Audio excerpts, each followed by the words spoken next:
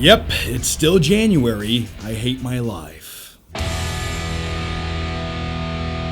I just drank a whole bunch of caffeine and I'm ready to rage out and give you a rant/review of this movie, if you could call it a movie. But on a positive note, I wanted to say thank you to Best Fiends Forever for sponsoring this video review, because without them, I would be doing this review in a cardboard box behind the movie theater. Best Fiends Forever is the second game in the Best Fiends trilogy. It has the same characters and story, but it's a brand new and totally different kind of game. It's an addictive clicker adventure game. I played it last week when I went to LA, so it helped pass the time. You slap, collect, and level up pretty much everything in the game while trying to get as far as you can, and fast as you can. And if you want, you can connect the game to Facebook so you can play with your friends.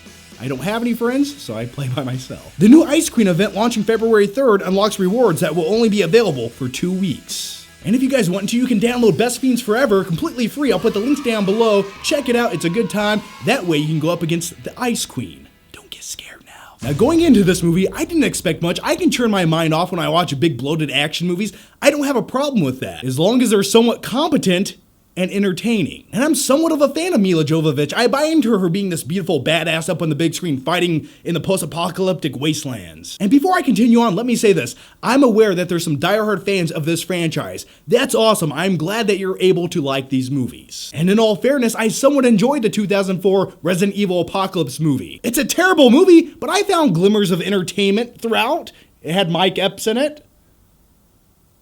Resident Evil, the last chapter, it's not a movie. This movie is the equivalent to a bad 90-minute video game cutscene. This movie's somewhat based on the video game Resident Evil, kind of, sort of. Except every time I played one of the Resident Evil video games, I was like, oh, this is fun and gloomy and dark and eerie. And the movies are nothing like the video games. When it comes to the Resident Evil movies, they almost feel like B-rate Matrix films, but with shitty CG and zombies in them. Essentially, Alice in these films is almost like Neo from the Matrix. Now let's talk about the plot to this movie. If you've seen the first Resident Evil movie and every single movie that follows after it, well, those were all disposable garbage that you can toss right out the window. Because all of the stuff that happened in between the first movie and this movie, well, it doesn't really matter anymore. Before anything actually happens in this movie, there's a 10-minute prologue explaining every minute detail of everything that's happened in previous movies. And it's like it's not that complicated. You could have just summed all of this up in one sentence in the beginning of the movie. There was an outbreak in the hive. Some bad shit happened. We have zombies now.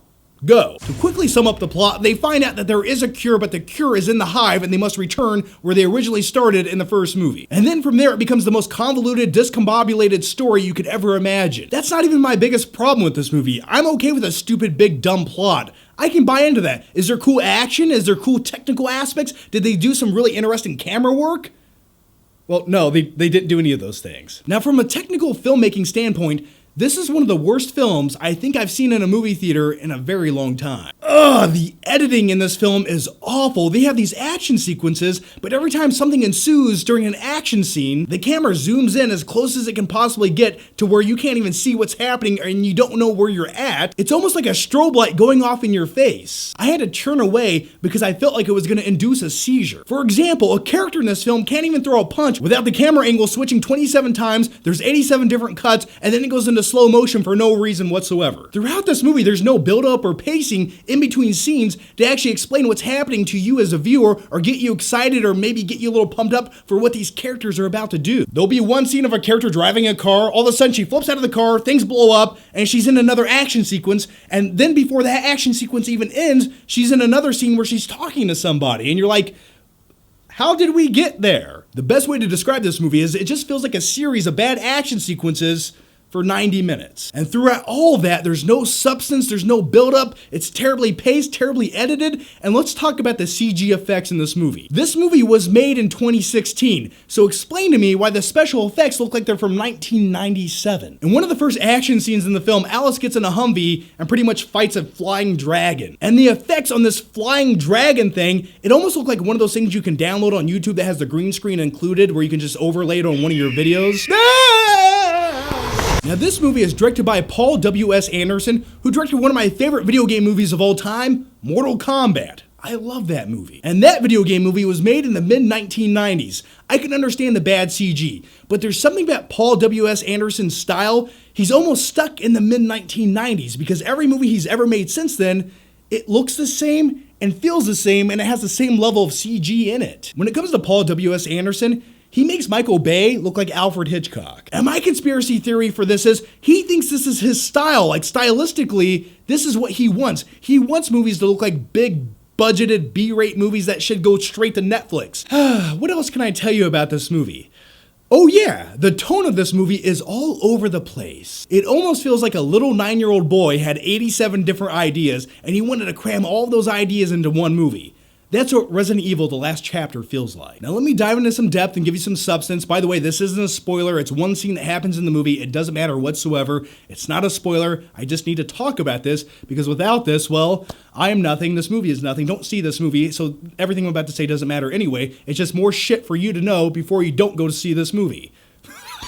There's a scene in this film where Alice goes up against the villain of the film, and they're both predicting different ways to kill each other before they actually do it. It's essentially like a flash forward to what could happen, and this isn't just something that happens for a few seconds. No, this goes on for a few minutes, and not only that, during these flash forwards where she envisions all these different ways to kill the bad guy in the film with different random objects laying around, and during all this, up on the screen right in front of you as this is happening, there's all these stats and statistics and these graphics popping up showing percentages. One of them was if she uses the coffee cup, she has a 93% chance of killing him, and a da-da-da-da, like, where did that come from? Why did this happen? I was like, this is so stupid. Oh God, I want to choke to death on my popcorn. So Resident Evil The Last Chapter, please just reboot this, make it more like the video games, make it dark, eerie, and creepy, and violent, and stop trying to be like The Matrix, please. Now, as far as the acting and performances go in these movies, Milla Jovovich, I like her as an actress. I don't think she's great. I don't think she has a lot of range, but I can buy into her being this action-packed, badass chick at times, but her character is so one-dimensional and boring. And one last thing about Milla Jovovich in this film, there's a scene where she's wearing prosthetics. I'm not gonna give anything away, but that was awful. Like, she looked like chewed up bubble gum. So Resident Evil, The Final Chapter. It almost feels like a parody action movie. It's like everything that you shouldn't do in an action film, they purposely do in this movie. And I mean this when I say this. This isn't a movie where it's so bad it's good or enjoyable. If you watch this movie for free, you got ripped off. So I'm gonna give Resident Evil, The Final Chapter, it's an F. There's nothing enjoyable about this movie. It's forgettable, it's disposable, and it almost feels like it doesn't even try at times. Alrighty guys, so that's my take on Resident Evil, The Final Chapter, and now here's my question to you guys, and let me know down below, if you've seen the movie, well, tell me what you thought about it. Or, what do you think is the worst video game movie ever made? As always guys, thanks for watching, and if you haven't already, make sure you check out my last video where I did a review for the movie Split. And if you want to, make sure you subscribe, that way I can see you next time.